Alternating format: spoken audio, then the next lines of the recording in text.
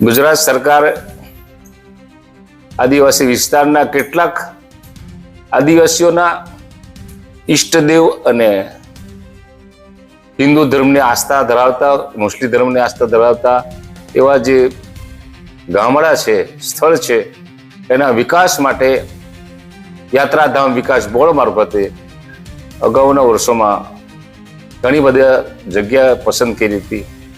કલેક્ટરશ્રીને એનો હુકમ આપ્યો હતો કે તમારે આ સિલેક્શન કરવું.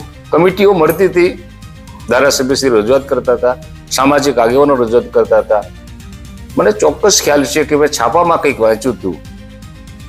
ભાઈ જેતપુરના સન્માનિત ધારાસભ્યશ્રી મુખ્યમંત્રીને આ બાબતે પત્ર લખીને ઉજાગર કર્યું છે કે આદિવાસી વિસ્તારમાં જે આસ્થાના કેન્દ્રો આવેલા છે એનો વિકાસ થવો જોઈએ. મને ચોક્કસ ખ્યાલ છે કે હાંફેશ્વર મંદિર ત્યાંના વિકાસ માટે સરકારે પૈસા ફાળવ્યા, મકાન બની ગયું છે, લોકોને આવવા જવા રહેવા માટેના કામનું. સાથે સાથે નાની અંબાજી નસવાડી તાલુકાનું કામ છે, એના વિકાસ માટે પણ દરખાસ્ત થઈ હતી, બાકી છે. અહીં સંખેડામાં ઇન્દ્રાલનો રણછોડજી મંદિર જૂનું છે, એ થઈ ગયું. એના થયા પછી કેવડી જંગલનો જે ઇકો ટુરિઝમ છે એ ઇકો ટુરિઝમને વિકસાવવા માટે પણ રજૂઆત થઈ હતી, પૈસા પણ આવ્યા હતા. સંજોગો વસાત ફોરેસ્ટ ખાતાવાળા એ કરી શક્યા નથી કે કર્યા હશે. મને ખ્યાલ છે કે જંગલમાં રસ્તા બનાવવા હોય તો જંગલ ખાતાને જ પૈસા આપવા પડે. યાત્રાધામ વિકાસ બોર્ડ એમાં કામ કરી શકે નહીં, કલેક્ટર પણ ના કરી શકે. તેમ આવા બધા ગામડા હતા. અમારા બાબાદેવ ટુંડવાની પણ વાત હતી, એમાં વાસનાનું હરિસિદ્ધિ મંદિર પણ હતું, ઉમઠી ગામનું મેરડી માતાનું મંદિર પણ હતું. સંખેડા તાલુકાના માનનીય ધારાસભ્યશ્રીએ પણ રજૂઆત કરેલી, એ પણ હતું. અને પાછળથી આગેવાનો અને સંતો મહંતો સીધા યાત્રાધામ વિકાસ બોર્ડમાં જઈને માંગણી કરી હતી. આ યોજના ચાલુ છે કે બંધ છે? અને ચાલુ હોય તો સરકારે પૈસા ફાળવવા જોઈએ. લાંબો સમય થઈ ગયો, લગભગ 8 વર્ષ. એક જગ્યાએ 5 કરોડ ને 4 કરોડ રૂપિયાની આખી યોજના છે. ધારો કે હમણાં આ કેવડિયા ચાલે છે અક્તેશ્વર વાળું, એ યાત્રાધામ જ છે એવું માનીને પણ ઘણા બધા લોકો જાય છે નર્મદામાં સ્નાન કરવા. માનનીય સરદાર પટેલના સ્ટેચ્યુને પણ દર્શન કરતા હોય છે. ત્યારે આ જે ગામડા પસંદ થયેલા છે, જેને કલેક્ટરે ભલામણ કરી છે, અગાઉની કમિટીમાં મોકલ્યું છે, એ બાબતમાં સરકારે ખર્ચો આપવા માટે અથવા તો એને ડેવલપમેન્ટ કરવા માટે તમારું જે યાત્રાધામ વિકાસ બોર્ડ છે એ કરવું જોઈએ.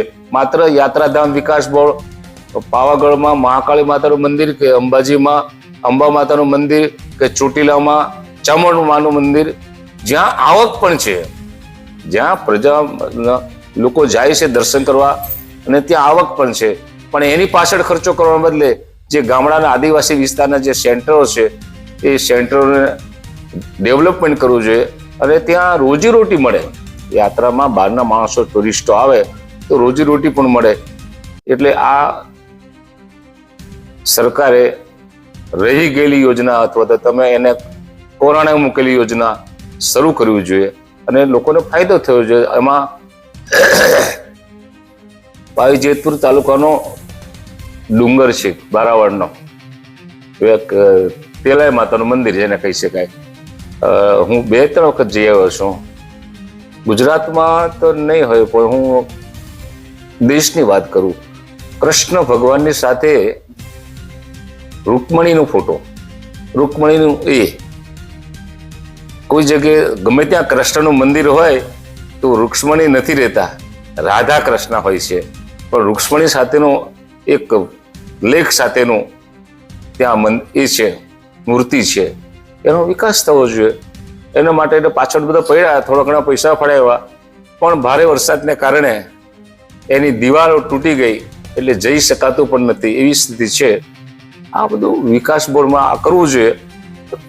આ જે નક્કી કર્યા છે, પ્રાયોરિટી તમારે સરકારે જેને આપવી હોય તે આપે, પણ જે આસ્થાના કેન્દ્રો છે એ આસ્થાના કેન્દ્રો વિકસાવવા માટે સરકાર પ્રયત્ન કરવો જોઈએ. મને ચોક્કસ ખ્યાલ છે કે દેવ મોગરા આપણા દેશના વડાપ્રધાન પણ આવીને ગયા. યહા માતા મોગી માતાનું ત્યાં બધું ચાલે છે. પણ જ્યાં આદિવાસી વિસ્તારના જે મંદિરો છે, આદિવાસીઓના ઈષ્ટદેવ ખત્રી હોય તો એની બાજુ વધારે ખર્ચો નથી આવતો, પણ એની આજુબાજુનું પ્લાસ્ટર ને ઉપર શેડ ને બેસવાની વ્યવસ્થા આટલું તો થવું જોઈએ. અને આ સરકારે ચોક્કસ કરવું જોઈએ એવું મારું લાગણી છે.